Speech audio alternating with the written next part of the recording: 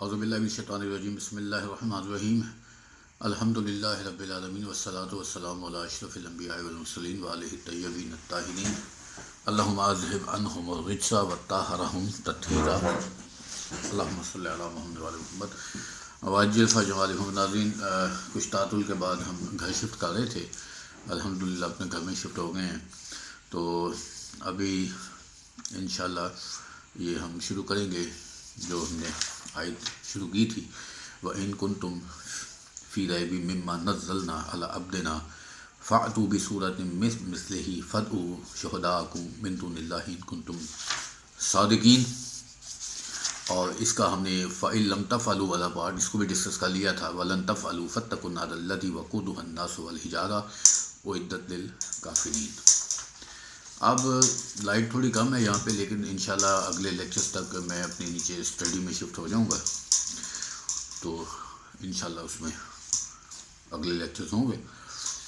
اس میں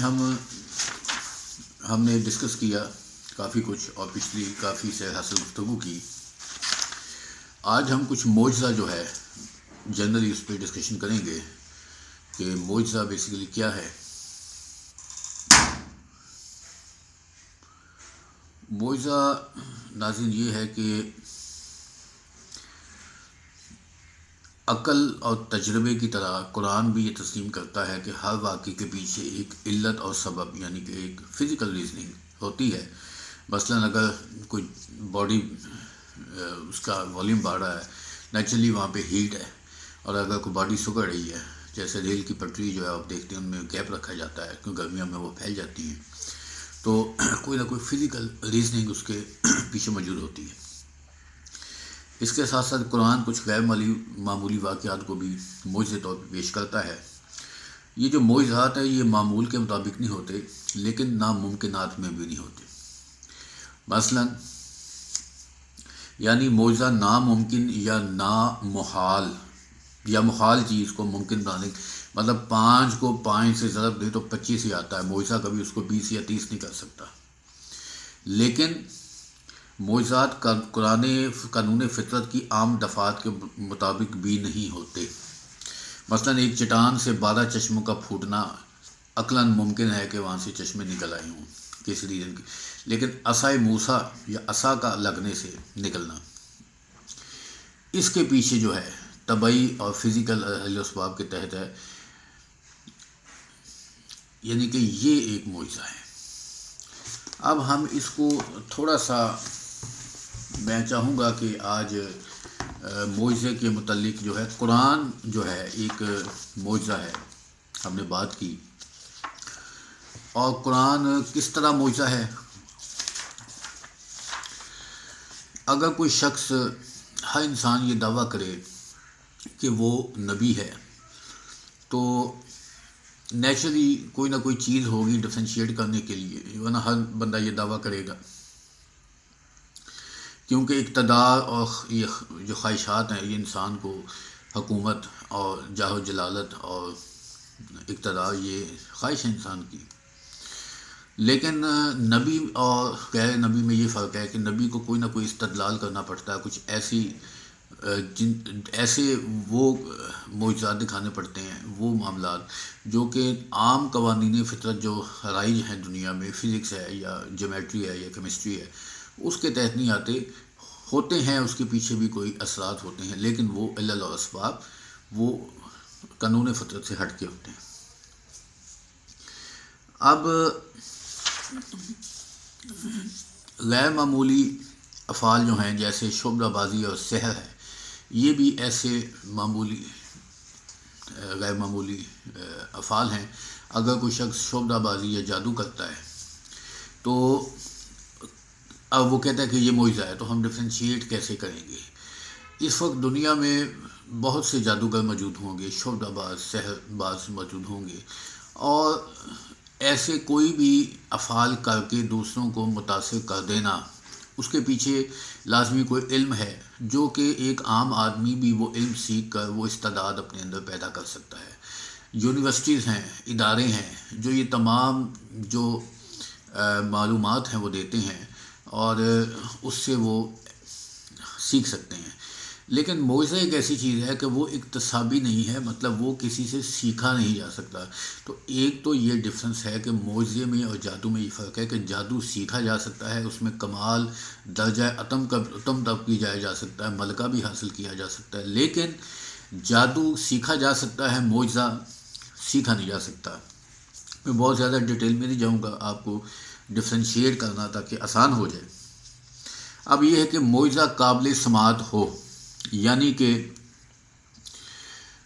کسی نے اس کو سنا ہو یا کسی نے اس کو دیکھا ہو، اور اس میں ایک دو چیزیں اور آ جائیں گی کہ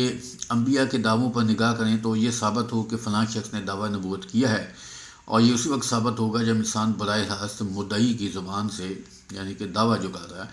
اس کا دعویٰ سنے، یا مسلم الثبوت معصوم شخص کی زبان سے اس کا دعویٰ سنے، یا لوگوں میں یہ تواتر کی صورت میں پایا جاتا ہو، اور مدعی کا دعویٰ قابل سماعت ہو، یہ معلوم ہو کہ مدعی صفات حسنہ کا مالک ہے اور ان چیزوں سے بری ہے، مبرہ ہے جو نبوت کے دامن کور بنتی ہیں۔ اگر ایسا نہیں ہے تو پھر وہ نبوت کے لائق نہیں ہے، اور اگر ایسا ہے تو پھر وہ نبوت کے لائق ہے، اور پھر وہ ساتھ معجزہ بھی دکھائے گا۔ اب وہ دلیل پیش کرے گا کہ وہ کیا دلیل پیش کرتا ہے وہ معجزہ۔ دعویٰ نبوت جو ہے، پروردگار چونکہ عادل ہے، اس نے اب انسانوں کی تخلیق جو ہے اس کی کو غرض ہے، اس میں ایملیسلی اللہ نے یہ نہیں بنا دی دنیا، یہ کائنات، اس کے پیچھے کوئی نہ کوئی مقصد ہے۔ اب چونکہ اس کا عدل ہے تو اب وہ بھی ہدایت بھی دیتا ہے، اور ہدایت دیتا ہے تو پھر وہ اس کے ساتھ معجزہ بھی دیتا ہے۔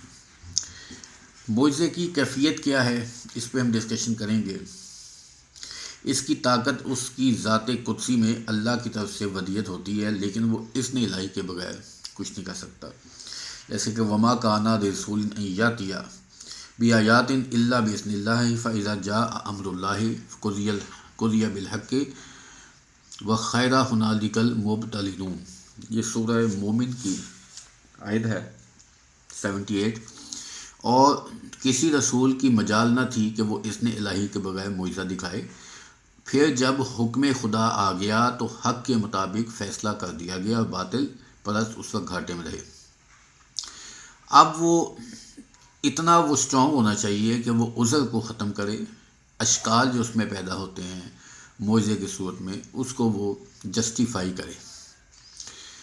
اب اس میں دیکھیں کچھ لوگ ایسے آئے ہیں جنہوں نے، کہ اب ہم کیس اسٹڈی کرتے ہیں، مسیلمہ کذاب، اللہ اس پر لعنت کرے، اس نے دعویٰ نبوت کیا۔ اب وہ معجزہ دکھانا چاہ رہا تھا۔ اس نے ایک بچہ تھا جس کی ایک آنکھ صحیح تھی اور ایک آنکھ خراب تھی، اس نے صحیح والی آنکھ پہ ہاتھ پھیرا تو اس کی صحیح والی آنکھ بھی خراب ہو گئی۔ پھر اس نے ایک بچے کے سر پہ ہاتھ پھیرا تو اس کے بال جھڑ گئے۔ تو یہ بھی چیزیں جو ہیں قوانین فطرت کے، مطلب سائنس کے اگینسٹ ہیں، سائنس کے اس میں نہیں آتی، کہ سائنس نہیں مانتی اس کو، فطری قوانین نہیں مانتے کہ ایک شخص ہاتھ پھیرے۔ اب اس عمل کو معجزہ نہیں کہہ سکتے، کیونکہ آنکھ اگر ٹھیک ہو جاتی تو پھر وہ معجزہ تھا، بال اگر سلامت رہتے یا ان میں کوئی اور پازیٹیو چینج آتی تب تو وہ معجزہ تھے، لیکن یہ اللہ نے اس کو جھوٹا قرار دینا تھا۔ اب اس کے بعد یہ ہے کہ ایسا بھی نہیں ہے کہ معجزہ جو ہے وہ ایک دفعہ بھی اگر زندگی میں کوئی نبی دکھا دیتا ہے تو اٹس سفیشینٹ، وہ کافی ہے، اور زندگی میں ایک دفعہ یا بار بار، اور یہ بھی ضروری نہیں ہے کہ ہر دفعہ کی ڈیمانڈ پر، ہر مطالبے پر ہی معجزہ دکھایا جائے۔ اب اس میں کہ ایک عام شخص جو ہے وہ شعبدہ بازی، سحر، جادو اور معجزے میں فرق کیسے کرے گا، وہ فرق نہیں کر سکتا، لیکن جو ایکسپرٹس ہیں وہ اس میں ڈفرینشیٹ کر سکتے ہیں۔ جیسے فرعون کے جادوگروں نے جب معجزہ دیکھا عصائے موسوی کا تو ان کو یہ پتہ لگ گیا کہ یہ وہ چیز نہیں ہے جو ہمارے پاس ہے، یہ اس سے بڑھ کر ہے۔ قالوا آمنا برب العالمین،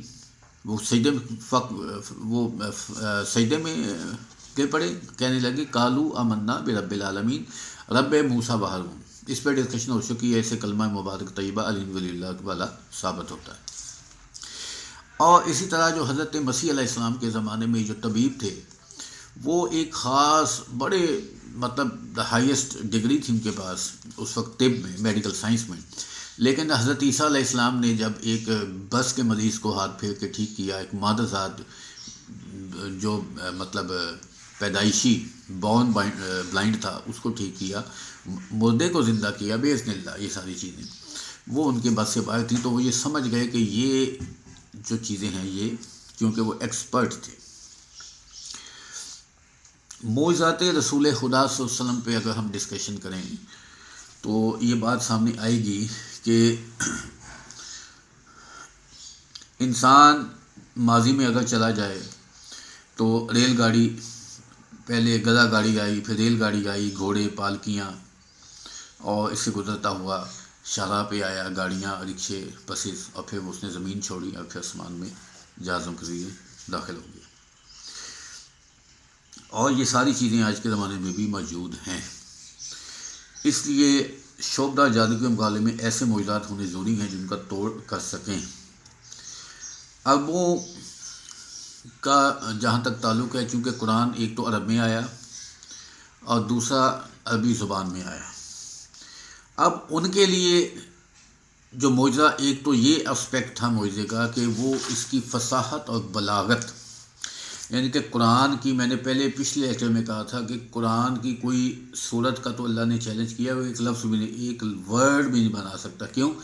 اگر کوئی ایک شخص قرآن کا کوئی ورڈ بنا کر قرآن میں فٹ کرے تو وہ جیسے ایک دیوار ہے اور اس میں پتہ لگ جائے گا کہ یہ اینٹ جو ہے یہ باہر سے آئی ہے۔ مطلب قرآن کی جو ورڈنگ ہے وہ اتنی، اس میں ہر طرح سے جامع اور اکملیت پائی جاتی ہے کہ اگر اس میں غیر الفاظ آ جائیں تو وہ پرومیننٹ ہو جاتے ہیں۔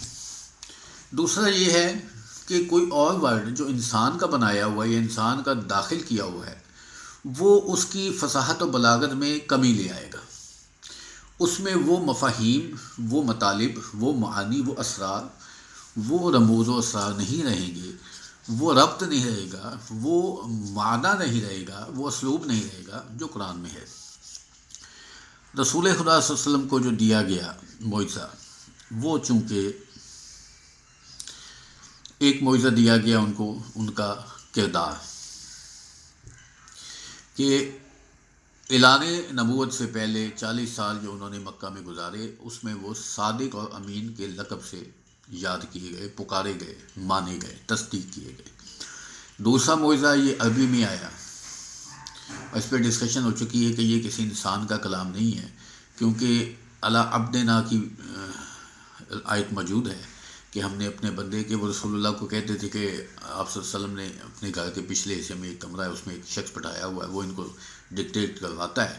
وہ ان کو لکھواتا ہے، یہ کہانیاں سناتے ہیں۔ استغفر اللہ، ایسی بات نہیں تھی، اس لیے چیلنج کیا گیا کہ اگر تم اس کو واقعی سمجھتے ہو کہ یہ اس جیسے انسان نے، یا اس جیسا انسان لے آؤ، یا اس سے پڑھا لکھا بھی لے آؤ، even then it is not possible کہ تم قرآن کا جواب لا سکو گے۔ تو رسول پاک صلی اللہ علیہ وسلم کے جو معجزات ہیں، جو 4000 سے 10,000 تک مختلف روایات میں آئی ہیں اور کتابوں میں درج ہیں، شق القمر پڑھا ہے، ہاتھوں پہ اس انگریزوں کا کلمہ پڑھنا، اور اس کے علاوہ اور معجزات جو ہیں مشہور، اور اس کے علاوہ جو غیر مشہور ہیں وہ بھی موجود ہیں۔ اب ایک جینیٹیکلی میں آپ کو، کیونکہ سائنٹیفکلی میں آپ کو ساتھ بتاتا ہوں کہ پوری دنیا کا علم الانساب جو ہے، کہ آباء و اجداد کی، فور فادرز کی جو خصوصیات ہیں وہ عظمت اور معنویت کے ساتھ 2 یا 3 نسلوں تک جاتی ہیں، یعنی کہ ایک شخص کی اگر کوئی اچھی خصوصیت ہے تو وہ اس کے بیٹے یا پوتے میں جائے گی، یا ایک نسل میں اور چلی جائے، اس سے زیادہ نہیں جا سکتی، یہ جینیٹیکلی پروفڈ ہے۔ لیکن پیغمبر صلی اللہ علیہ وسلم کی جو خصوصیات اور معنویات تھیں وہ 12 نسلوں تک گئی ہیں، اور امام زمانہ علیہ السلام تک، اور یہ یہ بھی ایک معجزہ ہے۔ اب ہم یہ ساری تمہید کے بعد کہ ہم نے معجزے پہ ڈسکشن کی، پیغمبر صلی اللہ علیہ وسلم کی ذات پہ ڈسکشن کی تھوڑی سی، اور اس پہ معجزے کے حوالے سے کیا کبھی کسی نے کوشش کی کہ وہ معجزے کا جواب لا سکے، قرآن کا جواب لا سکے؟ دیکھیں قرآن جو ہے یہ ایک، آپ کسی بھی اس وقت اتنا ایک گلوبل ولیج بن چکی ہے دنیا، آپ کسی ایک موضوع کو گوگل پہ سرچ ڈالیں تو اس پہ آپ کو ہزاروں کتابیں مل جائیں گی، یعنی کہ موضوع بڑا ہے، کتابیں کم ہیں، لاکھوں کتابیں بھی اگر اب تک کسی موضوع پہ چھپ چکی ہیں، لیکن کوئی نو ون کین مطلب کلیم کہ ہم نے واقعی حق ادا کر دیا، یا کوئی بھی کتاب یا وہ ساری کتابیں مل کر بھی اس موضوع کا احاطہ نہیں کر سکتی، یعنی کہ موضوع بڑا ہے اور کتابیں چھوٹی ہیں۔ لیکن قرآن کا یہ اعجاز ہے کہ قرآن موضوع مطلب اس میں تھا کہ موضوع بڑا تھا، کتاب چھوٹی تھی، اس میں کتاب بڑی ہے اور تمام موضوع اس میں ہیں۔ وَكُلَّ شَيْءٍ أَحْصَيْنَاهُ فِي كِتَابٍ مُبِينٍ، یہ بھی آیت ہے کہ ہم نے سب کچھ کو کتاب مبین میں رکھ دیا ہے، اور ہر چیز کے کوئی بھی ایک ٹاپک، اب یہ کوئی سائنس کی بک نہیں ہے کہ اس میں physics, chemistry, astrology, space science discuss کی جائے، یہ ہدایت کی کتاب ہے۔ ہاں اس میں ہر ایک کا ریپرزنٹیشن ہے، ضرور ہے، سائنس کی، فزکس کی ہے، کہیں کیمسٹری کی ہے، کہیں بایولوجی کی ہے، کہیں ایسٹرونومی کی ہے۔ وہ صرف اس لیے کہ لوگ، چونکہ اللہ کو پتہ تھا کہ ایک زمانے تک لوگ سائنٹیفکلی چیز کو زیادہ تسلیم کریں گے، تو اللہ نے ساتھ اس میں وہ اعجاز بھی رکھا ہے۔ اب خلافت بنی عباس کے ابتدائی عہد میں عرب کا چوٹی کا ادیب تھا عبد الکریم ابن ابل اوجا، ابو شاکر میمون بن دیان، عبداللہ ابن مقنا اور عبد المالک بصری موسم حج میں، یہ چونکہ حج تو ہوتا تھا، پہلے سے بھی ہو رہا تھا، یہ اسلام کی خلافت بنو عباس کی بات ہے، وہ اکٹھے ہوئے، انہوں نے کہا بات یہ ہے کہ ہم یہ مسلمان جو کچھ بھی کر رہے ہیں، یہ قرآن کو کتاب خدا مان رہے ہیں، تو کیوں نہ ہم بھی ایک ایسی کتاب لیں، بنا لیں۔ دے ٹرائیڈ دی ایفرٹ، اور انہوں نے ایک اس مشن پہ کام شروع کیا، اور دوسرے سال نیکسٹ ایئر جب وہ اکٹھے ہوئے تو ہر ایک نے اپنی جو پروگرس تھی، ایفیشنسی وہ دکھانی تھی، تو ایک نے کہا کہ جب میں جواب لکھنے بیٹھا تو اس آیت نے مجھے دہشت ناک کر دیا کہ اگر آسمان اور زمین میں اللہ کے علاوہ اور معبود ہوتے تو دونوں برباد ہو جاتے، تو اللہ جو مالک عرش ہے وہ لوگوں کے بیان کردہ اوصاف سے پاک ہے۔ دوسرے نے کہا کہ مجھے یہ آیت مبہوت ہو گیا کہ لوگوں ایک مثال بھی نہیں کی جاتی ہے اسے توجہ سے سنو، کہ تم خدا کے علاوہ جنہیں پکارتے ہو وہ ایک مکھی بھی نہیں بنا سکتے، پیدا کر سکتے، مگر سب کے سب بھی اس کام پر جمع ہو جائیں، اور اگر مکھی ان سے کچھ چھین کر لے جائے تو اسے واپس نہیں لا سکتے۔ طالب بھی کمزور ہے اور مطلوب بھی کمزور۔ یہ قرآن میں طالب اور مطلوب جو آئے ہیں، یہ اس کی بات ہے، سورہ حج کی پہلی آیت سورہ انبیاء کی تھی۔ تیسرے عبداللہ بن مقنا جو تھا، اس نے کہا کہ مطلب میری بھی یہی کیفیت تھی کہ اگر کہا گیا آیت قرآن کی کہ اے زمین اپنے پانی کو جذب کر لے اور آسمان تک رک جا، اور پانی اتر گیا اور کام تمام ہو گیا، کشتی کوہ جودی پر ٹھہر گئی، اور کہا گیا کہ ظالم قوم کے لیے ہلاکت ہے۔ دا فورتھ ون تھا، اس نے بھی کہا کہ سورہ یوسف کی آیت، تو جب لوگ یہ یوسف سے امید ہو گئے اور یہ آخرت آ گیا۔ تو یہ ایک سنجیدہ کوشش تھی جو کہ اس سلسلے میں کی گئی کہ اس کو مطلب کاؤنٹر فائی کیا جائے۔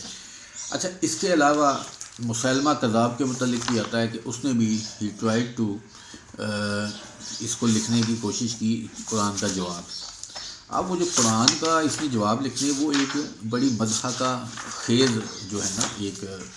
سچویشن ہے، اور میں اس کی یہ روایت بھی آپ کو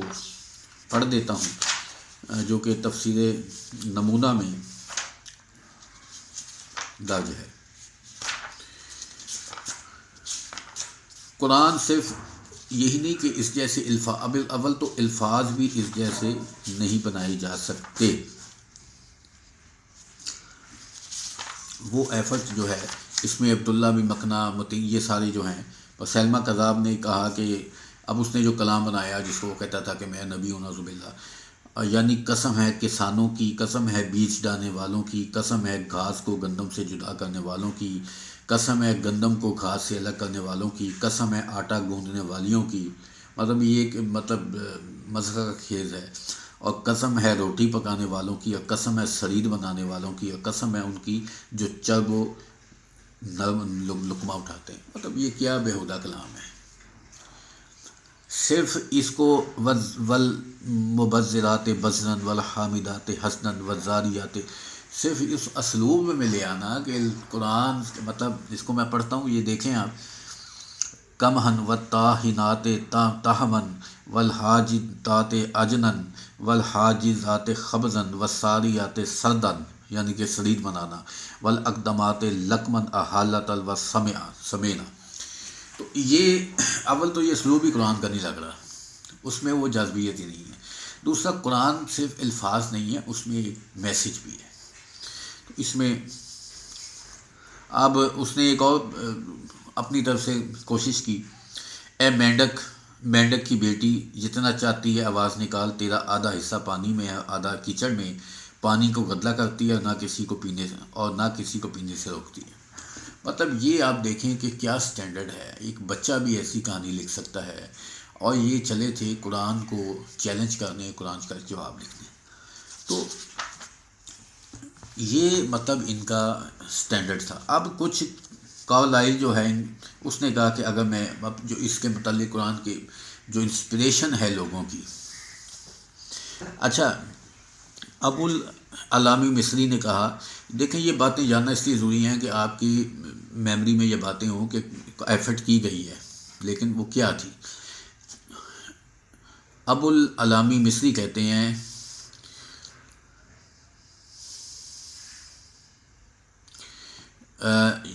یہ بات تمام لوگوں میں چاہے مسلمان ہو غیر مسلم مورد اتفاق ہے کہ وہ کتاب جو محمد صلی اللہ علیہ وسلم لے کر آیا ہے، اس نے اپنے مقابلے میں عقلوں کو مغلوب کر دیا، اور آج تک کوئی کسی کا اس کا کتاب کا جواب نہیں لا سکا۔ اس کا مزید چل رہا ہے، اس کا اسلوب عربوں کے معمول کے اسلوبوں پر خطابہ اور رجز اور شعر اور کانوں کے مسمع یہ کسی بات سے مشابہت نہیں رکھتا۔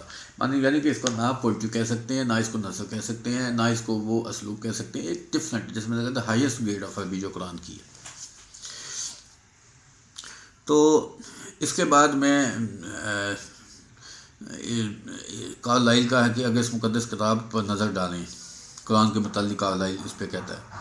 تو معلوم ہوتا ہے کہ برجستہ حقائق اور وجود کے اسرار خصائص نے اس کے جوہر مضامین سے ایسے پرورش پائی ہے جس سے قرآن کی عظمت اور حقیقت واضح ہو جاتی ہے۔ یہ خود ایک ایسی خوبی ہے جو قرآن سے مخصوص ہے۔ آگے بھی ہے لیکن میں مختصر جاؤں گا کیونکہ ہمارا مقصد ان کو سمجھنا نہیں ہے۔ جان ڈیون پورٹ، یہ کتاب عرض تقصیر با پیش گاہ محمد و قرآن کا مصنف ہے۔ قرآن کے بارے میں لکھتا ہے کہ قرآن نقائص سے اس قدر مبارک منزہ ہے کہ چھوٹی سی چھوٹی تصحیح اور اصلاح کا بھی محتاج نہیں۔ ممکن ہے کہ انسان اسے اول سے اب تک پڑھتا جائے اور مولی سی ملامت اور افسردگی کا محسوس نہ کرے۔ یہ غیر مسلم جو ہیں انہوں نے قرآن کے متعلق لکھا ہے۔ گوئٹے بہت رائٹر ہے، مشہور شاعر بھی تھا، کہتا ہے کہ قرآن ایک ایسی کتاب ہے کہ ابتدا میں قاری اس کی وزنی عبارت کی وجہ سے روح گردانی کرنے لگتا ہے، لیکن اس کے بعد اس کی کشش کا فریفتہ ہو جاتا ہے، پھر بے اختیار اس کی متعدد خوبیوں کا عاشق ہو جاتا ہے۔ کوئٹے کے اور بھی بیان بھی ہیں، ہم ابتدا میں قرآن سے روح گردان تھے، لیکن زیادہ وقت نہیں گزرا کہ اس کتاب نے ہماری توجہ اپنی طرف کھینچ دی اور ہمیں حیران کر دیا کہ یہاں تک کہ اس کی اصول اور عظیم علمی قوانین کے سامنے ہم سر تسلیم ہو گئے۔ وال ڈیوران ہسٹورین ہے، لکھتا ہے کہ قرآن نے مسلمانوں میں اس طرح کی عزت نفس، عدالت اور تقویٰ پیدا کیا جس کی نظیر مثال دنیا کے دوسرے ممالک کو نہیں ملتی۔ یہ مختلف جو ہیں میں نے آپ کو یہ کوٹ کر دی ہیں، اور اس نشست کو ہم مزید آگے انشاءاللہ چلائیں گے اس سلسلے میں کہ قرآن جو ہے وہ کیسے معجزہ ہے۔